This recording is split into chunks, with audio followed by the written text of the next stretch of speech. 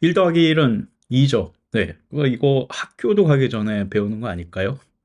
네. 근데 1 더하기 1은 마이너스 1이 될 수 있다. 네. 어디서 약을 팔아? 라고 하실 수도 있지만, 네.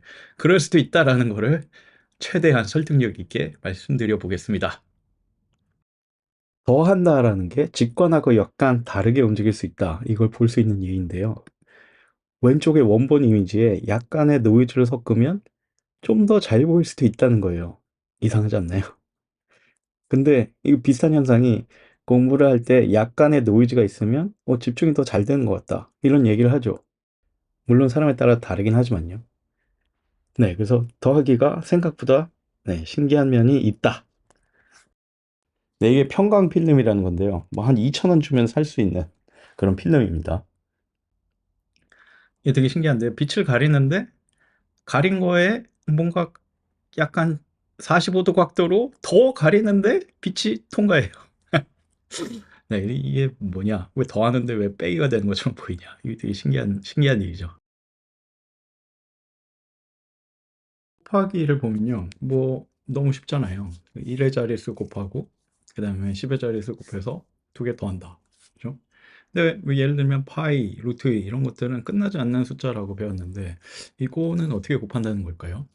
이거의 첫 번째 자릿수를 곱한 다음에 더해야 되는데 첫 번째 자릿수가 어디죠? 이게 끝나지 않는 숫자인데. 네. 좀 이상하죠? 그죠? 이게 사실 기본이 그렇게 사실 쉬워 보이지만 만만치 않다라는 거죠. 네. 그래서 더하기도 사실은 생각만큼 그렇게 만만치 않다라는 거를 네, 한번 네, 같이 생각해 보도록 하죠. 어, 순서를 바꿔서 더해도 같다라는 얘기죠. 네. 그래서 이거를 약간 비주얼적으로 보면 음, 3 더하기 2는 5고, 그죠? 2 더하기 3도 마찬가지로 5라는 얘기죠. 그죠? 또 다른 식으로 우리가 시간 가는 걸 생각해 보면 3시간이 가고 2시간이 가든 2시간이 가고 3시간이 가든 사실 같은 시간이 흐른 거죠. 네. 개수로 생각해도 마찬가지고요. 그래서 생각을 해 보니까 이게 A, B가 무슨 뭐든지 간에 이거 순서를 바꾸는 거는 같은 게 아닐까. 그죠? 그런데 이거 같나요? 순서를 바꾸면 당연히 다르죠. 또 다른 형태를 더하는 것도 생각해 볼 수 있을까요? 이 경우에는 위로 간 후에 오른쪽으로 갔을 때와 반대로 오른쪽으로 간 후에 위로 갈 때 같은 위치에 도달한다는 점에서 순서를 바꿔서 더해도 같다라고 얘기할 수 있겠죠. 약간 다른 상황에서 우리가 똑같은 액션, 그러니까 위로 가고 오른쪽 가고 아니면 오른쪽 가고 위로 가는 거를 순서를 바꿔서 가는 거를 생각을 해보는데 이게 판 자체가 도는 상황에서 생각을 해보는 거예요. 그러니까 예를 들면 우리 지구도 돈다라고 하잖아요. 근데 우리가 지구가 도는 걸 못 느끼는 거는 사실 우리가 보고 있는 어떤 뭐 건물들이나 이런 것들도 우리랑 다 같이 도는 거죠. 그러니까 사실 저기 건물을 보고 걸어가면은 똑바로 걸어가는 것처럼 보이죠. 그래서 여기서 산정하는 거는 뭐 예를 들면 멀리 있는 태양, 뭐 달 이런 걸 보고 태양을 보고 위로 쭉 갔다가 달을 보고 오른쪽으로 간다. 약간 이런 거를 산정하는 거고요. 그래서 액션은 똑같은데, 그죠? 네, 태양을 보고 걸어간다라는 액션 똑같은데 그 두 개의 결과가 돌아가는 지구에서 어떻게 나타나는가? 요걸 한번 생각해 보는 거예요. 그리고 확인을 해보니까 도착하는 지점이 다른 거죠.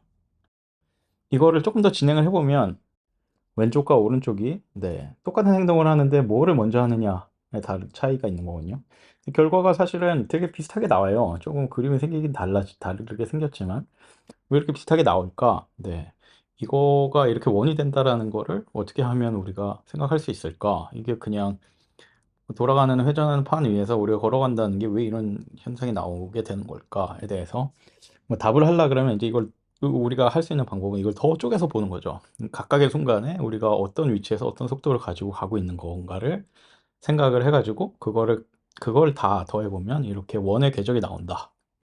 이렇게 각각을 쪼개서 생각하는 프레임 안에서는 이 화살표를 더하는 게 네, 어느 방향으로 더해도 같은 게 성립이 되는 거죠.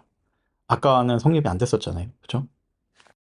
아까 봤던 퇴근하고 식사하는 거, 이거 경우도 한번 다시 볼까요?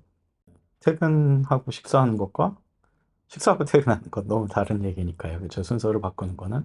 이거는 수학적으로 우리가 표현할 수 없는 거냐라고 했을 때 아니요. 수학적으로 표현할 수 있다. 뭐 시간까지 다 함께 생각하면 된다라는 거죠.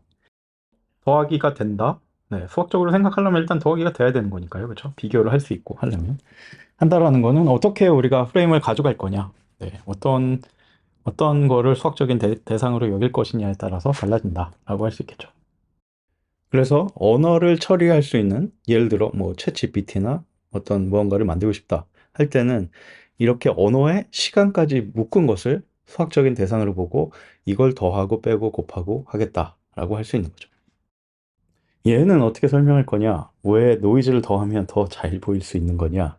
이거 어떻게 설명할 거냐? 우리의 감각기관이 여기서는 시각 정보를 받아들이는 감각기관이 되겠죠. 이 감각기관이 사실은 그렇게 우리가 생각하는 것처럼 네, 1 더하기 1은 2가 되는 그런 형태가 아니라는 거예요. 이 노란색 선을 넘으면 우리 감각기관이 이걸 잘 인식을 하는데 파란색으로 이렇게 표시된 원본 이미지가 잘 보이지 않는 거죠. 근데 여기에 노이즈를 섞어주면은 이 노란 선을 넘고 안 넘는 것들이 이렇게 확연히 드러나게 되는 거죠. 그래서 이미지가 더 잘 보이게 된다. 네. 그래서 그 얘기는 뭐냐면은 우리의 감각기관이 사실 우리가 생각하는 것처럼 이렇게 직선적이지 않다라는 거거든요. 그러니까 그 구획이 균등하지 않다. 네, 감각은 비선형적일 수 있다라는 얘기입니다.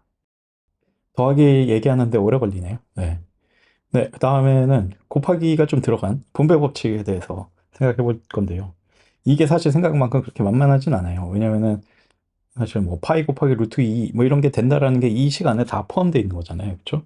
근데 아까도 얘기했지만 그게 사실 생각만큼 그렇게 만만한 건 아니다. 네, 그래서 이게 과연 무슨 뜻이냐?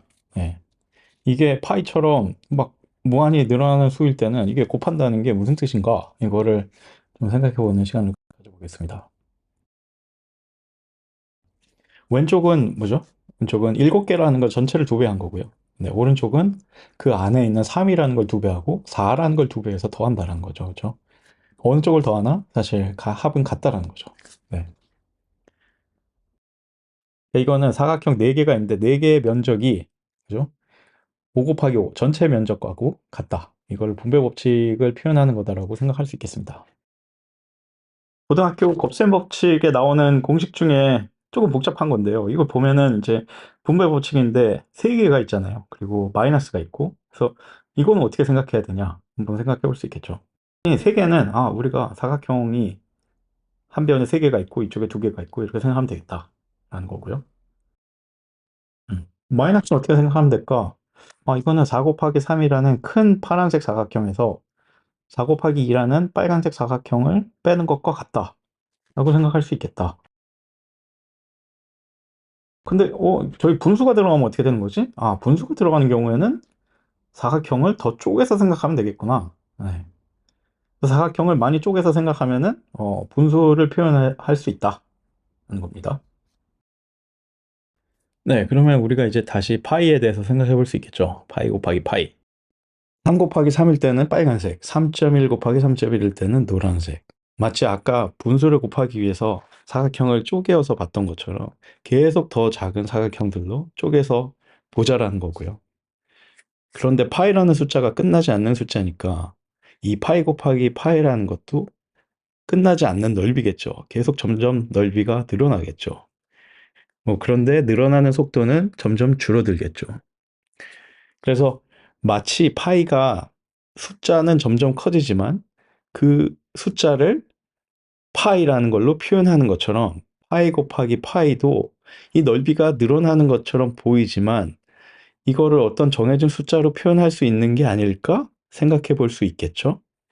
근데 그렇게 생각할 수 있으려면 이 커지는 숫자 또는 커지는 넓이가 어떤 정해진 값에 다가가면서 커지는 게 아닐까.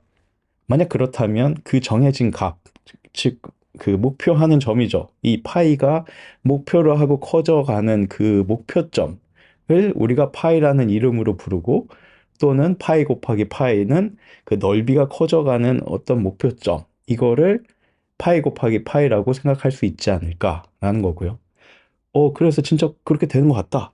그러면 무리수의 곱하기의 정의를 이렇게 하면 되겠다라고 할 수 있겠죠. 그러면 우리가 사실 이 분배 법칙에 어떤 수를 넣어도 네, 다 처리할 수 있을 것 같은, 아, 이게 무슨 뜻이다라는 거를 알 수 있을 만큼 알았는데, 이게 무리수일 때 곱셈의 정의를 이렇게 하면 되겠구나라는 것까지도 생각을 했죠. 네, 근데, 네, 무리수 말고 복소수라는 게 또 있잖아요. 이거는 어떻게 되냐? 네. 이거 과연 사각형 넓이 쪼개서 생각할 수 있냐? 이 곱하는 거를. 그건 또 아닌 것 같습니다. 네. 막상 뜯어서 보면은, 이게 더한다는 것과 곱한다는 게, 어, 그렇게 생각만큼 만만하지는 않다라는 얘기를 하고 싶은 겁니다. 더하기 곱하기가 만만치 않다라는 거를 하나 더 보여드릴게요. 0.999가 1이냐? 네, 이거에 10을 곱한 다음에 빼보니까 9만 남는데, 그렇다는 얘기는, 그죠?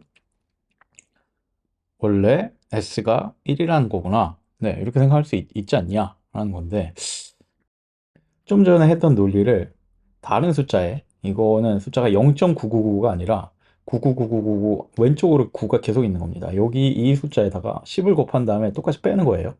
똑같이 빼서 보면은, 어? 이 숫자는 마이너스 1이 됩니다. 그래서 9가 왼쪽으로 무한히 있는 거는 마이너스 1이 됩니다. 야, 이거 뭐냐? 야, 그러면은,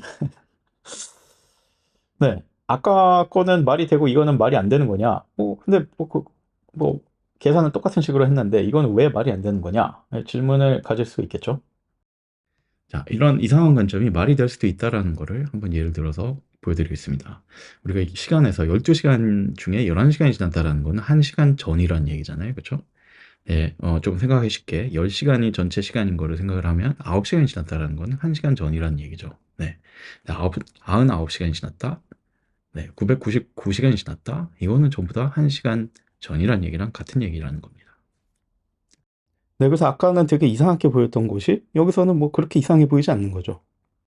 그래서 이 얘기는 무슨 얘기냐면은 우리가 수학적으로 얘기하는 것 자체가 어떤 상황에서 이거를 얘기하느냐에 따라서 말이 되는 거일 수도 있고 아닐 수도 있다라는 얘기가 되겠습니다.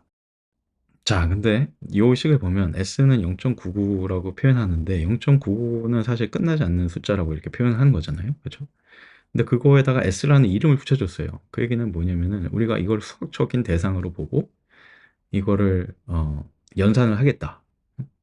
그래서 여기다 10을 곱하는 것도 말이 된다라고 얘기를 하는 거거든요. 근데 그게 과연 정말 그러냐? 응?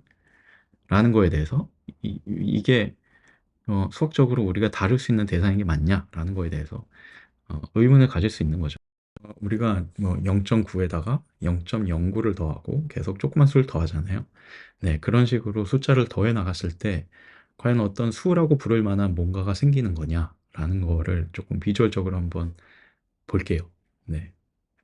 그래서 여기서 얘기하는 건 뭐냐면 우리가 이 숫자들을 계속 더해 나가면 이 삼각형의 대각선이 만나는 곳을 향해 간다라는 거죠. 네. 그거보다 더 적게도 아니고 더 많이도 아닌 그 대각선이 만나는 지점을 향해서 이 합이 거기에 가고 있다. 네. 그래서 그 도달하는 지점, 그 지점을 우리가 이 숫자들의 합이다라고 표현할 수 있을 것 같다라고 얘기할 수 있겠습니다. 분배 법칙을 이해하기 위해서 더하기, 곱하기, 그리고 무리수란 뭘까에 대해서 얘기를 했고요. 그럼 이제 분배 법칙에 대해서 다 알았냐? 아니다. 하나 또 빠진 게 있는 것 같다. 네. 여기가 양쪽이 마이너스면 어떻게 될까라는 거죠. 네. 간단히는 마이너스 1 곱하기 마이너스 1이 뭐가 되냐? 네. 이게 왜 플러스 1이냐? 라는 거에 대해서 잠깐 얘기를 해보겠습니다. 몇 가지 설명을 보여드릴 건데요. 가장 먼저 보여드리는 설명은 네, 오일러가 설명한 방식입니다.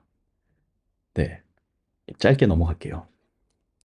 그 다음 방식은요, 우리가 이때까지 얘기했던 분배 법칙을 가지고 설명하는 거예요.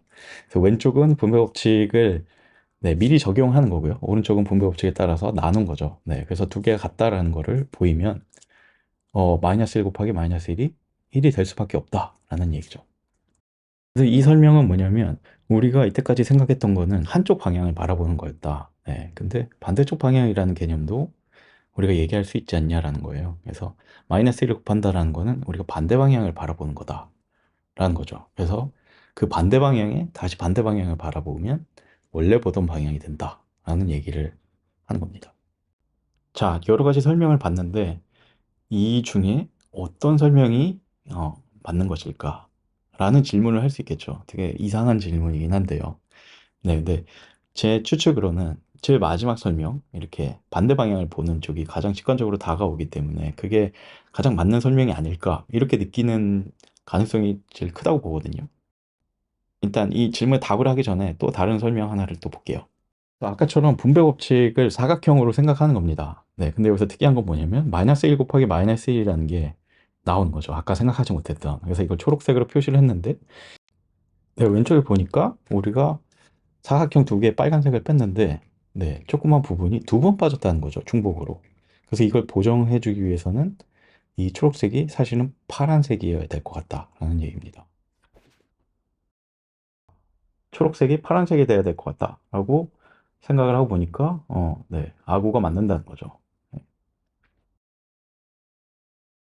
그래서 어느 설명이 맞는 걸까요? 분배 법칙도 이렇게 비주얼적으로 보니까 되게 그럴듯해 보이죠. 수학이란 무엇인가? 라는 유명한 책이 있는데요. 여기에 이제 저자분이 설명하는 거는 마이너스 1 곱하기 마이너스 1이 되는 거는 이거는 증명할 수 있는 게 아니라 우리가 분배 법칙을 성립시키기 위해서 만들어낸 법칙이다. 라고 설명을 합니다. 네. 이렇게도 볼 수 있다라는 거. 아, 그게 무슨 소리야. 네. 라는 거에 대해서 뭐 제가 답을 드리는 게 아니라 또 다른 질문을 네, 던져보도록 하겠습니다. 이번에 생각해 볼 거는 없다, nothing, 없다라는 거에 대해서 생각을 해볼 건데요. 없다라는 걸 물리적으로 생각을 해보면요. 뭐 아무 물체가 없다는 거고 공기도 없고 그거보다 더 작은 입자들도 없다라는 거죠. 그리고 심지어 이 공간에 있으면 작용할 어떤 힘, 어떤 가능성, 뭐 이런 것들도 전혀 없다라는 거고요. 심지어 이 공간 자체도 없다가 될 수 있겠죠. 자, 그럼 공간도 없고 그러면 아무것도 없는 것이냐? 응? 근데 아까 우리 가능성이란 단어를 생각하면 야, 그럼 나를 가리킬 가능성, 나에 대해서 생각할 가능성도 없어야 없는 것이다. 응? 이렇게 정의할 수도 있잖아요. 응? 그러면 그 없다라는 거에 대해서는 우리가 생각하는 순간 없는 게 아닌 게 되는 거죠. 네. 그래서 없다라는 거는 사실 생각하기가 만만치는 않은 네, 개념인 것 같습니다. 없다라는 개념은 되게 생각하기 어려운 개념인 것 같은데, 그거를 우리가 0이라고 표현을 하잖아요. 그것도 신기하고, 또 신기한 건 뭐냐면, 0이라는 게 우리가 어떤 수학적인 대상들을 얘기하느냐에 따라서 모양이 계속 바뀌는 것 같아요. 음. 그 자연수에서 0이라는 것과 복수수에서 0이라는 게 모양이 다른 거죠. 나는 쟤가 아니야. 라는 걸 표현하는 게 0인 것 같은데, 쟤가 계속 모양이 바뀌는 거죠. 그러니까 0이라는 놈의 모양도 계속 바뀌는 것 같아요. 되게 신기한 일이죠. 마이너스 1 곱하기 마이너스 1이 1이 되는 이유가, 진짜 이유가 뭐냐라는 거에 대해서 제가 답을 피하고 또 다른 질문을 던졌는데, 하고 싶은 얘기는 뭐냐면, 없다라는 개념을 되게 생각하기 어려운데, 0이라는 걸 갖고 우리가 표현을 하면서 하는데, 이게 과연 정말 우리가 어떤 있는 거, 네, 그쵸? 그래서 있는 거라는 건 없다라는 개념이죠. 네. 그걸 우리가 정말 제대로 이해하고 0이라는 거를 표현을 해서 쓰는 거냐라는 거에 대해서도 그런 건가? 라고 답변을 하기 되게 어렵다라는 얘기죠. 지금 보고 계신 건 셀이 죽어가는 과정인데요. 이게 뭐 수학적으로 표현한다 그러면 1이 0이 되는 과정이다라고 표현을 하겠죠. 근데 과연 그 표현이 이 모습을 잘 표현하고 있는 건지는 잘 모르겠습니다. 그래서 0이라는 게 없다라는 개념이 세상에 존재하고 그 존재한 개념을 우리가 표현한 거냐? 아니면 우리의 편의에 의해 0이라는 개념을 만들어낸 거냐? 같은 질문을 할 수 있죠. 마찬가지로 언어는 만들어진 것이냐? 발명된 것이냐? 다른 분야에서도 비슷한 질문을 던지고 그에 대해서 상반된 관점들이 존재하고 있는 것 같아요. 상반된 관점이 존재하는데 그 중에 어떤 한 관점이 맞는 거 아니냐? 마이너스 1 곱하기 마이너스 1이 1인 이유가 있는 거 아니냐? 네가 모르는 거 아니냐라고 얘기할 수도 있잖아요. 그게 아닐 수도 있을 것 같다라는 거를 제가 설명하기는 어렵고 예제를 한번 보도록 하겠습니다. 우리 초등학교 때 하는 놀이 있잖아요. 야, 내가 제일 큰 수를 알고 있어. 뭐, 무슨 경해, 조, 막. 예.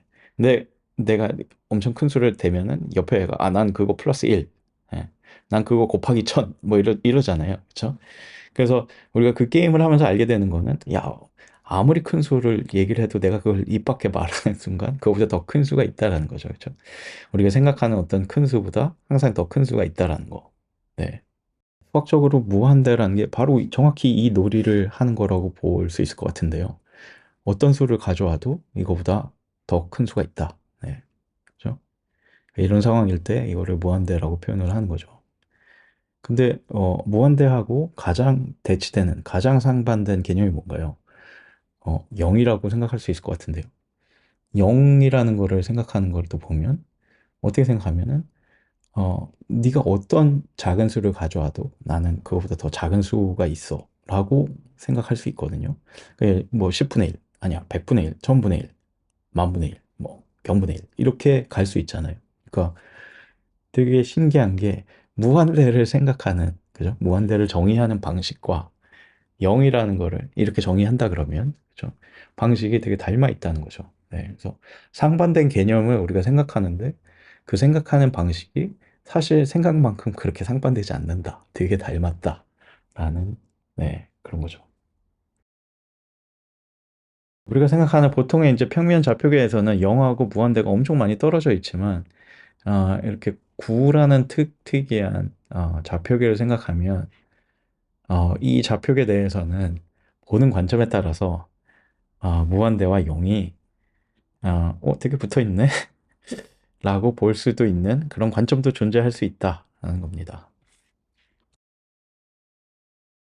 그리고 비슷하게 0을 상징하는 원 위에 두 점들의 집합을 무한하게 이어지는 메비우스 띠 위의 점으로 생각할 수도 있다는 겁니다. 이거보다 더 우리한테 익숙한 예는 뭐 예를 들면 어딘가 이동하는데 시간이 0이 걸린다. 이 얘기는 사실 속도가 아주 무한대라는 거죠. 물리학자들이 뭐 빅뱅을 얘기하면서 그럼 빅뱅 이전에 뭐가 있었냐? 뭐 아무것도 없는 거에서 전체 우주가 생겼다. 뭐 이런 얘기를 하잖아요. 이 뭐, 뭔 소린가 싶지만 여튼 두 개가 붙어 있는 거죠. 네. 네, 이번에는 무한과 유한에 대해서 한번 생각을 해볼게요. 무한과 유한도 생각만큼 그렇게 멀리 떨어져 있는 게 아닐지도 모른다라는 걸 볼게요. 우리가 x분의 1이라는 그래프를 회전시켜서 이 뿔의 형태를 만드는데요. 이 뿔의 부피는 정해져 있습니다. 파이로. 네. 네, 이 뿔의 표면적. 표면적은 무한대라는 겁니다. 신기하지 않나요?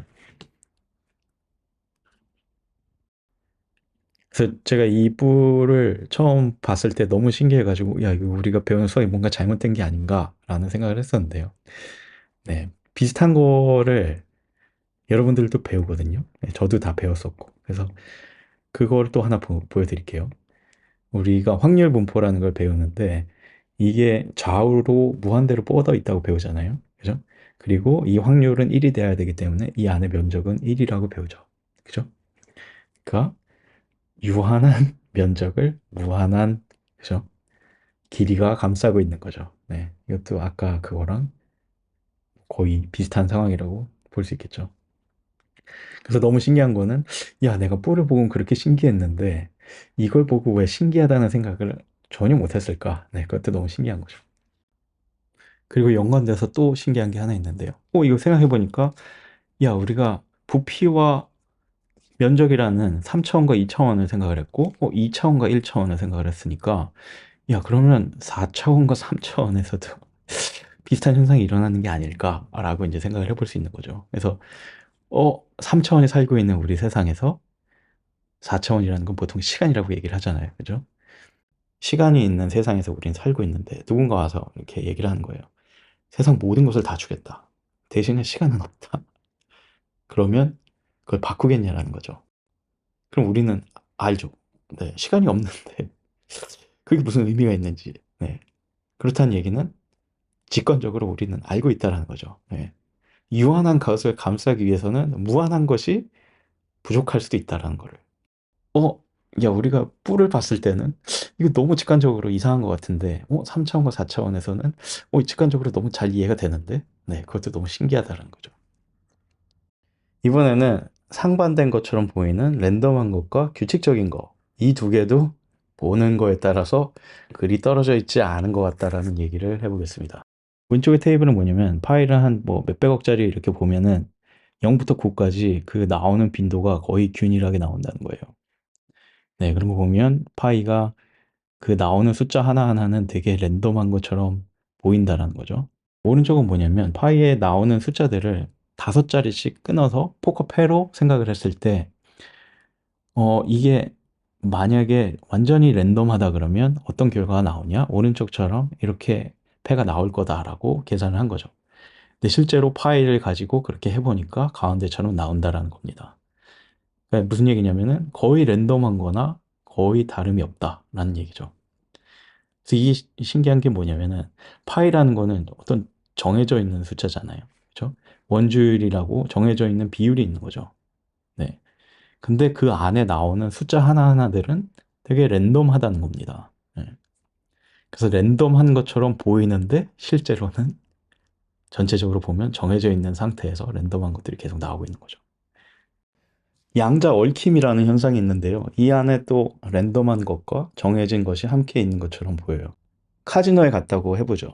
주사위가 두 개가 있는데 하나를 던져서 파란색이 나오면 다른 하나를 던졌을 때도 이 녀석 역시 파란색이 나온다는 거예요. 두 주사위 사이에 연결된 관계가 있을 뿐 각각 따로 보면 완전히 랜덤한 주사위라는 거예요. 예를 들어 한 사람이 주사위를 들고 방에 들어가고 또 다른 사람은 다른 주사위를 들고 다른 방에 들어와서 각각 주사위를 던졌다고 해보죠. 먼저 던진 사람은 랜덤한 색깔을 얻게 되겠죠. 그리고 뒤에 던진 사람은 먼저 던진 사람과 동일한 색깔을 얻게 되고요.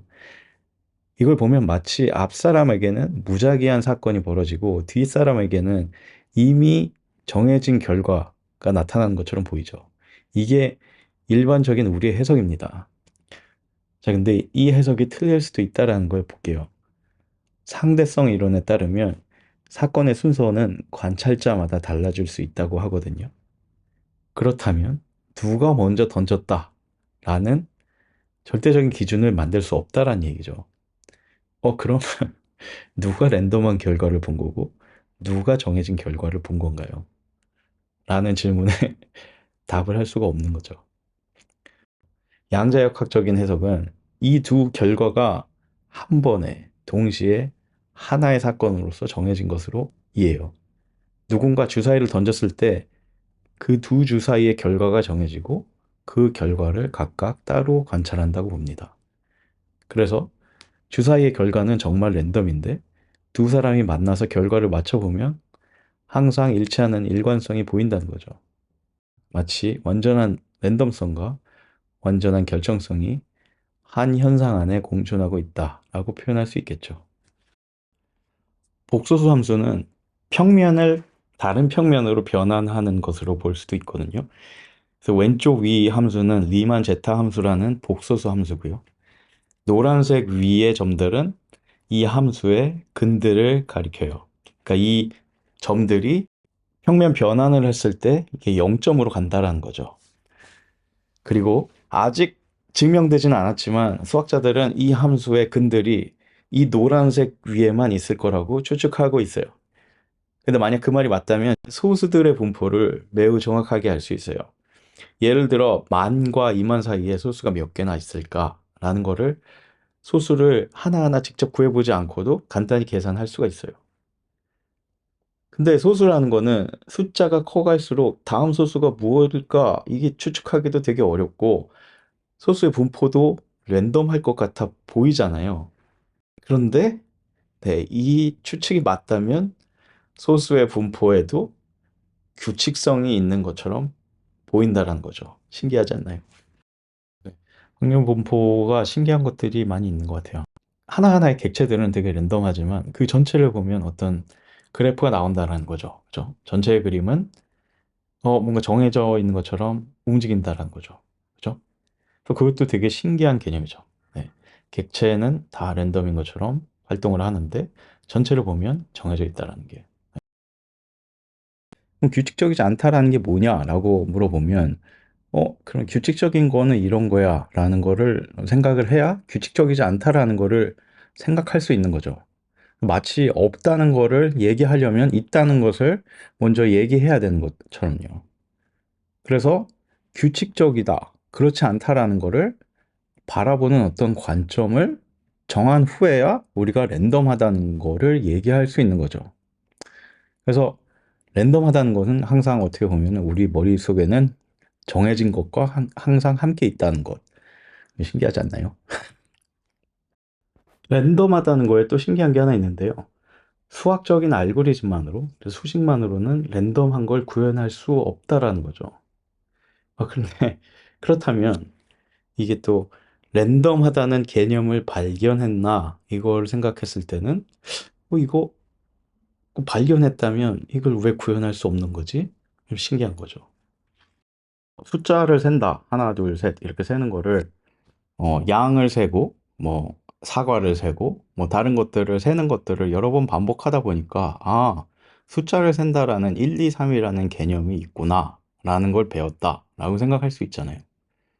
마찬가지로 우리가 숫자를 하나, 둘, 셋 세는 것처럼 길이도 우리가 세서 더할 수 있구나. 그리고 길이와 방향이 있는 것도 우리가 더할 수 있구나. 그래서 더한다라는 개념도 되게 여러 가지의 더한다라는 거를 경험해보고 이거를 추상화해서 개념화 시켰다라고 생각할 수 있죠. 또 한편으로는 네가 그거를 여러 번 경험해서 어떤 개념을 추상화해서 만든 게 아니라 원래 있는 개념을 발견한 것일 뿐이야 라고 뭐 얘기할 수도 있겠죠. 네, 다른 예를 들어보면 우리가 이성을 만날 때 이렇게 생각할 수도 있고 이렇게 생각할 수도 있는 것 같아요. 나는 많은 사람들을 만나서 나의 취향을 발견한 것 같아 라고 생각할 수도 있고요. 근데 알고 보니까 우리 아빠랑 똑같아, 우리 엄마랑 똑같아 라는 걸 발견할 때 이게 원래부터 나에게 있던 뭔가를 그냥 발견한 것 뿐이구나 라고 생각할 수도 있겠죠.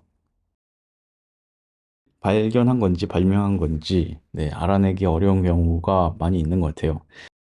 수학은 발견한 거야 라는 느낌을 가지고 우리가 많이 배우잖아요. 수학은 이건 법칙이야 라고 배우는데 뭐 꼭 그렇지 않을 수도 있지 않나 라는 거를 조금 네, 얘기해 보려고 합니다. 우리가 어떤 목적지에 가야 되는데 그 목적지에 가기 위해서는 그 절반 지점을 가야 되죠.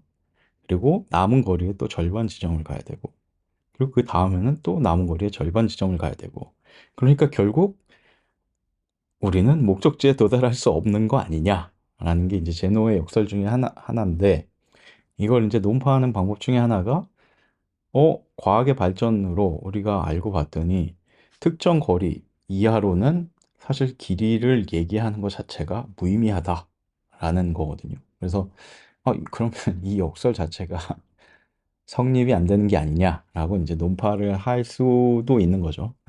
그리고 그걸 이제 또 생각해 보면 그러면 우리가 배우는 실수를 배울 때는 뭐이 점들이 무한히 있다라고 배웠는데 그래서 아무리 쪼개도 그죠? 계속 쪼갤 수 있는 점들이 있다고 배웠는데 그게 아닌가?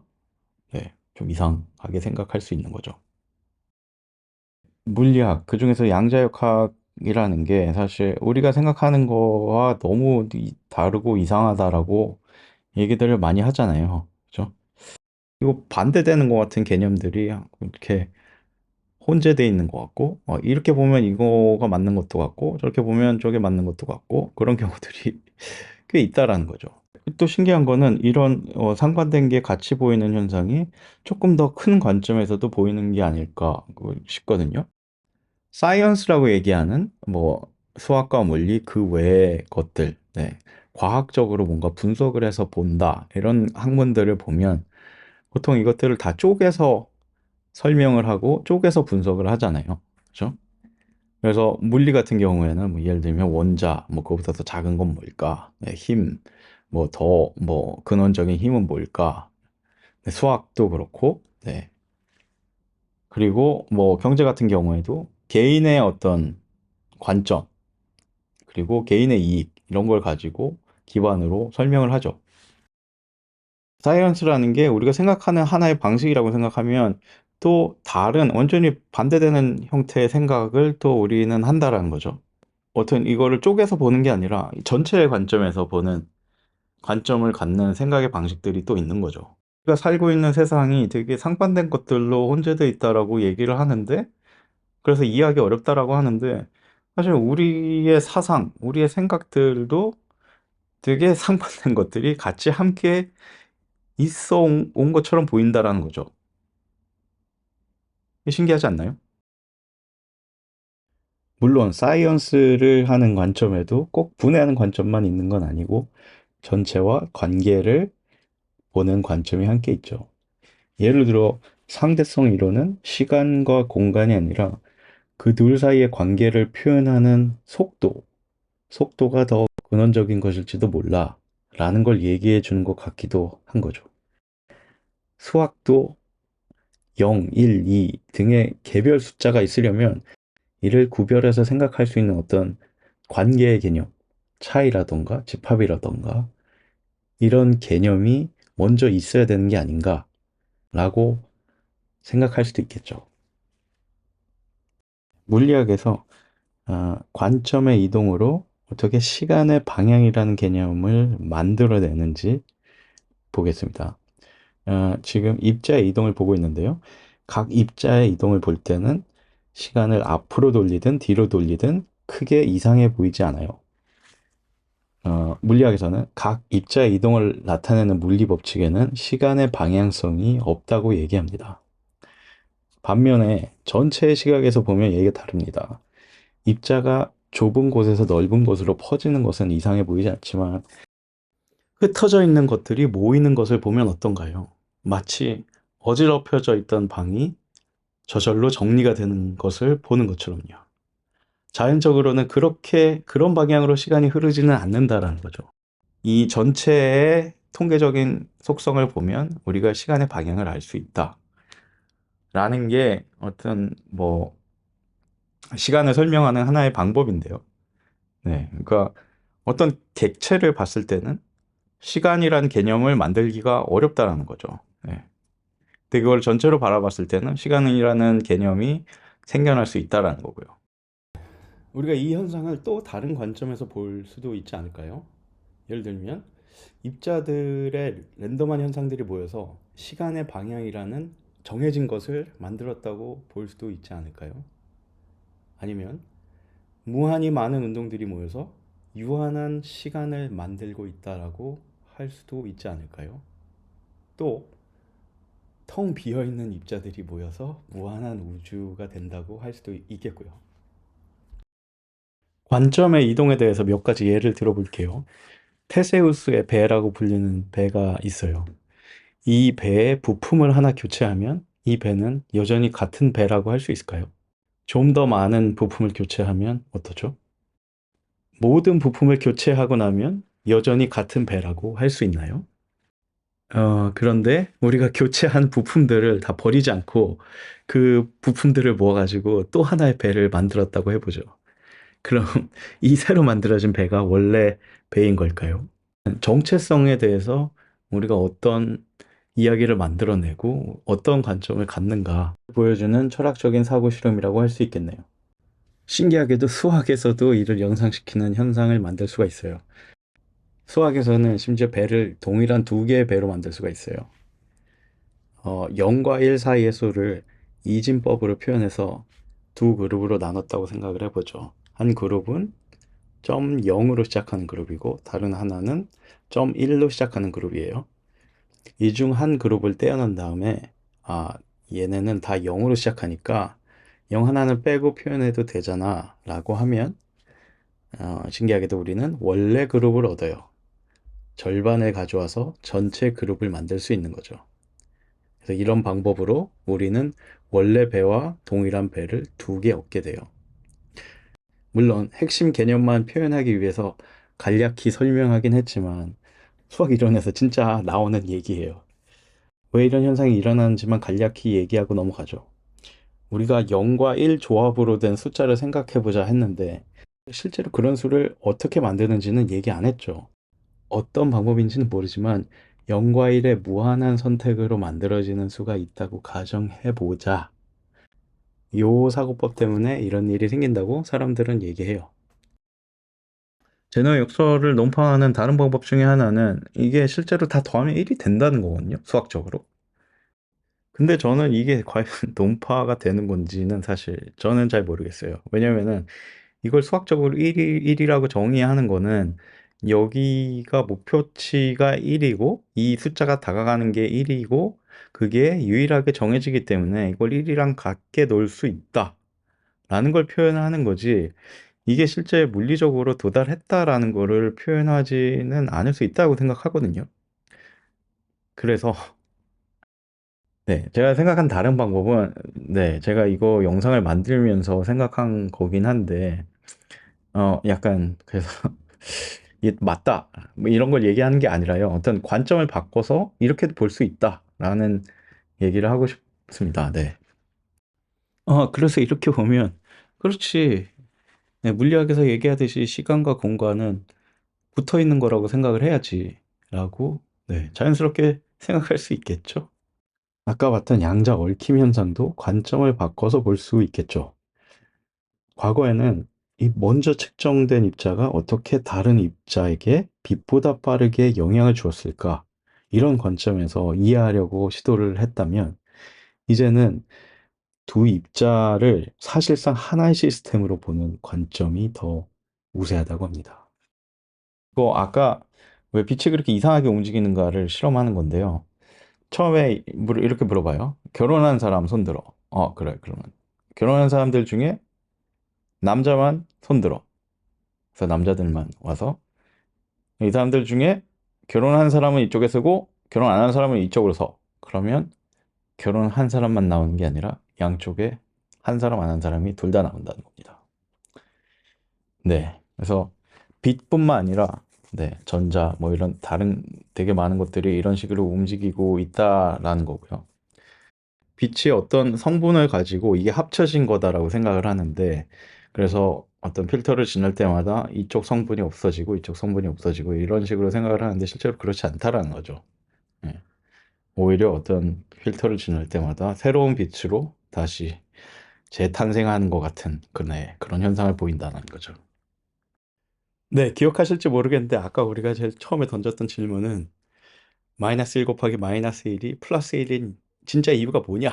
네, 이걸 물어봤고, 이유가 이거라고 보면 이거 같기도 하고, 다르게 이거라고 보면 이거 같기도 하고, 또 한편으로는 이유가 있어서 법칙이 있는 게 아니라 이런 법칙을 만드는 게 편해서 이렇게 정한 게 아닌가라고 볼 수도 있나? 이런 질문을 계속 던진 거죠.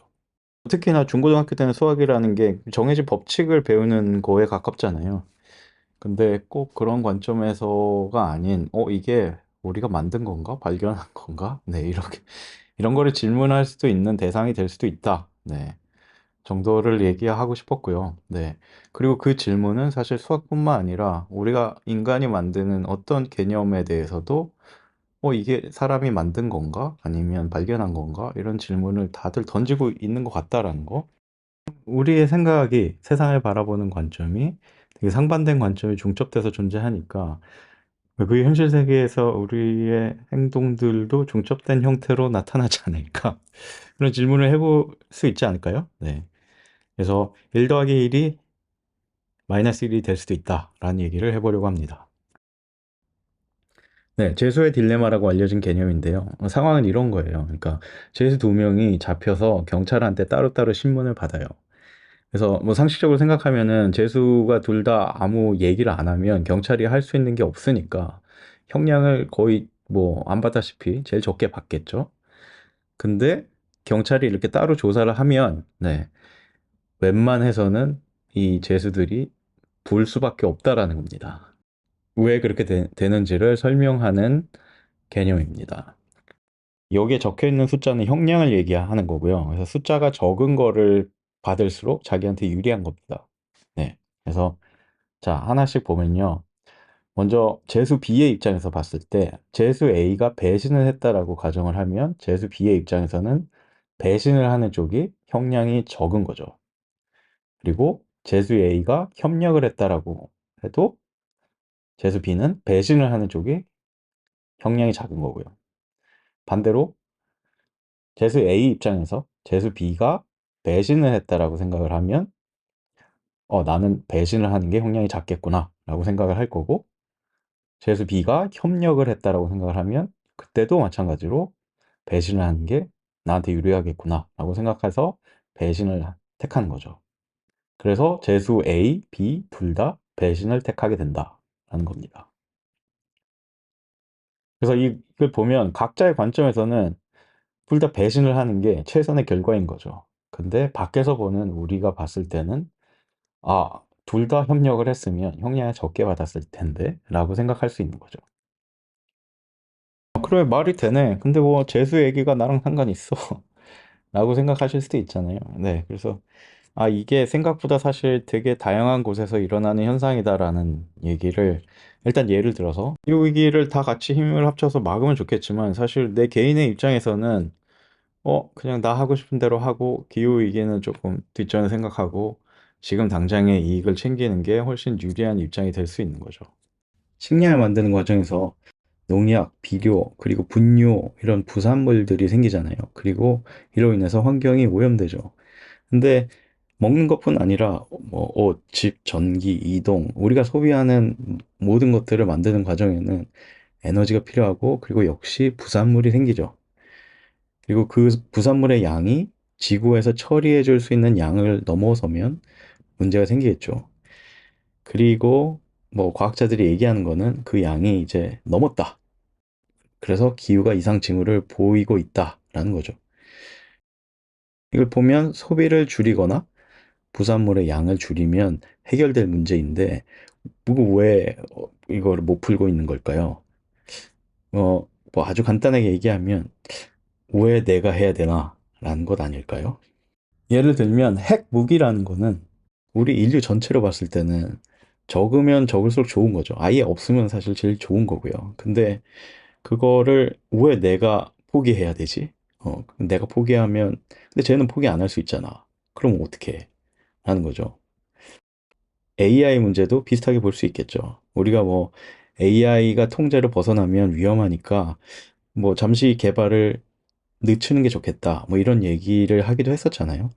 근데 그렇게 되기가 사실 힘든 게, 남들, 그러니까 뭐 중국은 계속 할 건데 내가 멈춘다고 무슨 의미가 있냐라는 거죠. 우리만 뒤처진다라는 거죠. 네, 마케팅, SNS, 뉴스, 이건 다 어떤 이야기들에 대한 거잖아요. 우리는 이야기를 되게 좋아하죠. 그리고 자극적이고 극단적일수록 좋아하죠. 예를 들어 유튜브다. 뭐 한 10초 보고 이거 재미없을 것 같아. 그러면 안 보잖아요.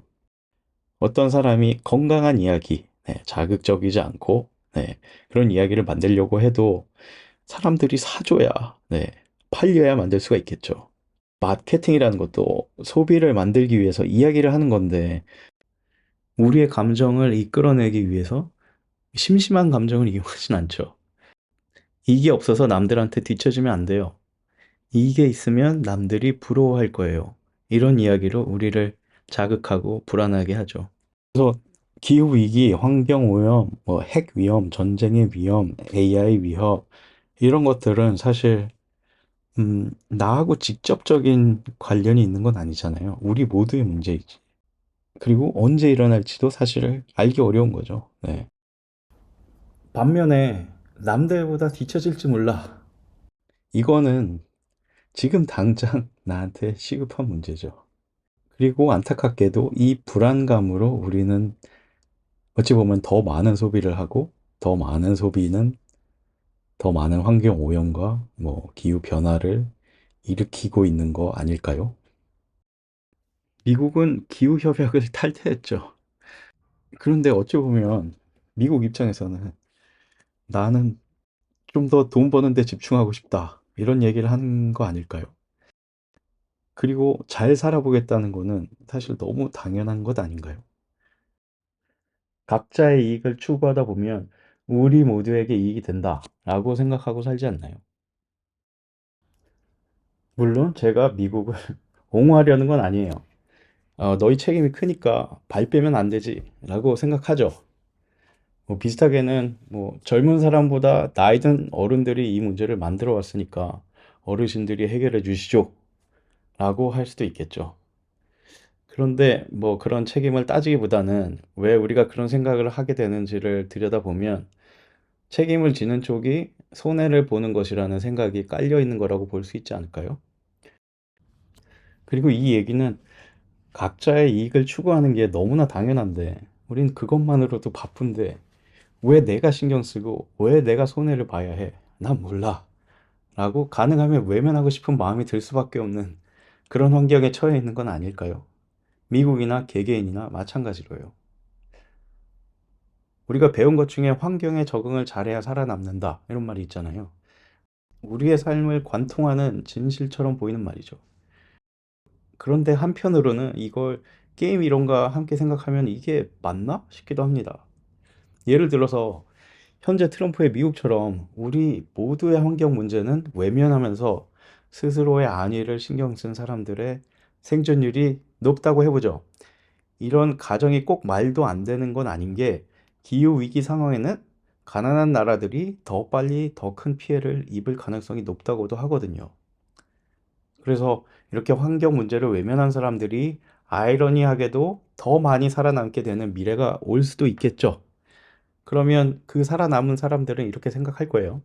우리가 환경에 잘 적응했기 때문에 살아남은 거야. 그리고 여전히 환경에 적응을 잘해야 살아남는다라는 이 개념은 진실로 남아있겠죠.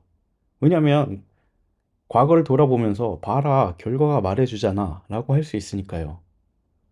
결과론적으로 이렇게 보는 논리는 논파할 수가 없는 이상한 개념으로 보이기도 합니다. 환경에 적응을 잘해야 살아남는다. 너무 맞는 말 같은데 왜 또 한편으로는 이상해 보이기도 하는 걸까요? 인간이 환경을 파괴할 만한 힘을 가지게 되리라고는 전혀 생각도 못했을 때 만든 관점이라 그런 걸 수도 있지 않을까요? 여튼 우리는 각자의 각자의 생존을 신경 쓰느라 우리 모두의 위험은 외면하고 있는 게 아닐까? 어떻게 우리가 이 상태에서 벗어날 수 있을까? 이게 걱정이 되기도 하고 또 한편으로는 나하고 가까운 사람들은 열심히 스스로의 안위를 획득하기 위해서 플러스 1을 획득하기 위해서 살면 좋겠다. 왜냐면 그래야 생존율이 높을 것 같으니까 싶기도 하고요. 뭐야 그럼 내가 이런 생각을 하는 게 잘못된 건가? 다 부질없는 건가? 내가 이 생각에서 벗어나야 되는 건가? 싶기도 하고요. 저도 제 마음을 잘 모르겠고 제 마음이 중첩되어 있는 것 같습니다. 야, 잘 지내냐? 야, 나 돈 좀 벌었어. 너 어때? 뭐, 나도 그럭저럭. 야, 우리가 둘 다 잘 벌고 있으니까 애들은 걱정 없겠다, 야. 그냥. 야, 근데 요즘 세상 돌아가는 거 보면 우리야 뭐 그렇다 쳐도 애들은 어떻게 될지 걱정이야. 야, 우리 둘 다 이렇게 플러스인데 애들은 왜 마이너스가 될까 걱정하고 있냐, 우리가. 뭔 소리야, 그런 시덥지 않은 소리 하고 있어. 야, 그런 생각이 들수록 더 챙겨. 야, 너 구독자 들여야 돈 벌 거 아니야. 그지? 그럼. 그렇지. 야, 그럼 쓸데없는 소리 하지 말고 사람들이 듣고 싶은 얘기를 해. 아이, 그래, 알았어. 야, 너 사람들한테 구독은 부탁했냐? 여러분, 재밌었으면 구독, 좋아요 부탁해요.